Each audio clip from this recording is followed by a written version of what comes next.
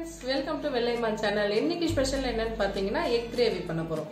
வாங்க பார்க்கலாம். இந்த டிஷ் உங்களுக்கு பிடிச்சிருந்தா லைக் பண்ணுங்க, ஷேர் பண்ணுங்க, Subscribe பண்ணுங்க. egg gravyக்கு தேவையான பொருட்கள் 4 முட்டையை வேக வச்சு எடுத்து வச்சிருக்கேன். இப்ப செய்ய ஆரம்பிக்கலாம். இப்போ கிரேவி செய்யறதுக்கு ஒரு மசாலா ரெடி பண்ணிக்கலாம்.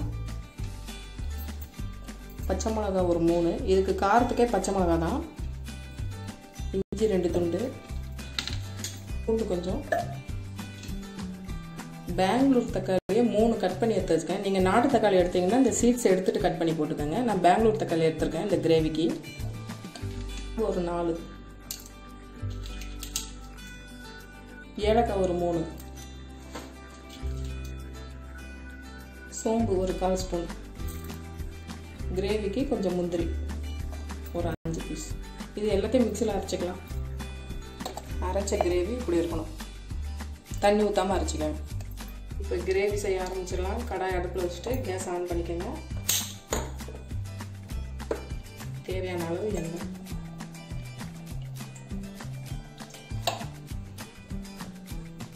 இப்போ லீவ்ஸ், கொஞ்சோண்டு சோம்பு. இப்போ சோம்பு கொஞ்சம் பொரிஞ்சோன்னா வெங்காயம் நல்லா பொடி பொடியாக நறுக்கி வச்சுக்கோங்க. நான் ஒரு பெரிய வெங்காயம் 2 நறுக்கி வச்சுருக்கேன். வெங்காயம் போட்டாச்சு. இப்போ வதக்கிக்கோங்க. கேஸை மீடியமாக வச்சுக்கோங்க. வெங்காயம் வதக்க லைட்டாக கொஞ்சோண்டு சால்ட் ஒரு 2 பிஞ்ச் அளவுக்கு போட்டு வதக்கணும். இப்போ வெங்காயம் வதங்கிடுச்சு.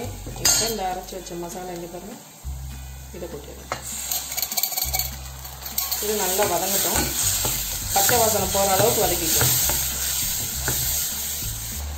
பாருங்கள், எண்ணெய்லாம் பிரிஞ்சு வருது. பச்சை வாசனை குக் ஆயிடுச்சுன்னா எண்ணெய்லாம் இப்படி பிரிஞ்சு வரும் சைடில். இன்னும் ஒரு 2 நிமிஷம் வதக்கலாம்.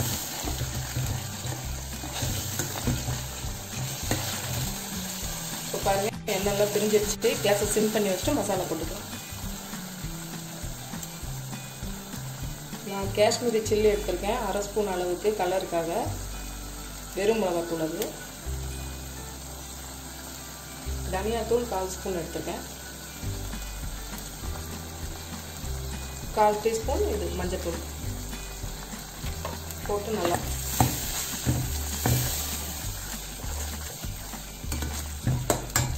மசாலா போட்டு ஒரு 2 நிமிஷம் நல்லா வதக்கி விடுங்க. இந்த கிரேவிக்கான சால்ட் போட்டுக்கலாம். 1/2 ஸ்பூன் அளவுக்கு போட்டுக்கலாம்.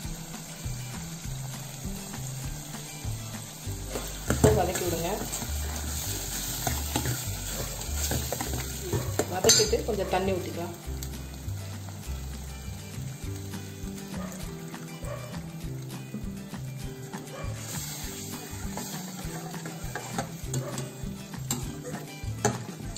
மசாலா நல்லா குக் ஆகட்டும். ஒரு 5 நிமிஷம் மூடி போட்டுருங்க. இப்போ ஓப்பன் பண்ணி பார்க்கலாம். 5 நிமிஷம் எப்படி கொதிச்சுட்டு இருக்கு.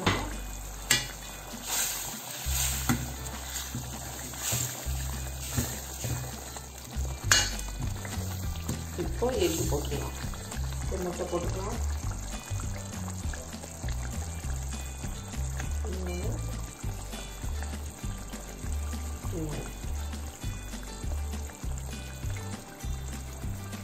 முட்டையை போட்டோம். லைட்டாக கிண்டி விடுங்க. கிண்டி விட்டுட்டு ஒரு 2 நிமிஷம் மூடி வைக்கலாம். இப்போ 2 நிமிஷம் ஆயிடுச்சு. இப்போ லைட்டாக கிண்டி விடுங்க. இப்போ தேங்காய் பால்.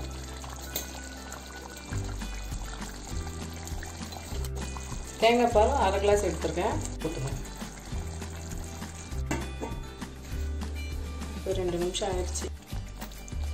கிரேவி ரெடி ஆகிடுச்சு. மூடி வச்சுட்டு ஆஃப் பண்ணிவிடுங்க. கேஸ் ஆஃப் பண்ணி கொத்தமல்லி போட்டு மூடி வச்சுட்டோம். இப்போ ஓப்பன் பண்ணி பாருங்கள். Gravy ready.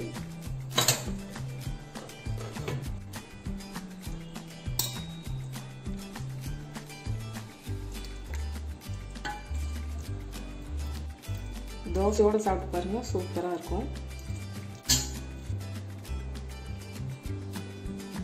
கொஞ்சோண்டு கொஞ்சம் கொத்தமல்லி போட்டுட்டு இந்த டிஷ் உங்கள் எல்லாருக்கும் பிடிச்சிருக்குன்னு நினைக்கிறேன். இந்த டிஷ் உங்களுக்கு பிடிச்சிருந்தா லைக் பண்ணுங்கள், ஷேர் பண்ணுங்கள், சப்ஸ்கிரைப் பண்ணுங்கள்.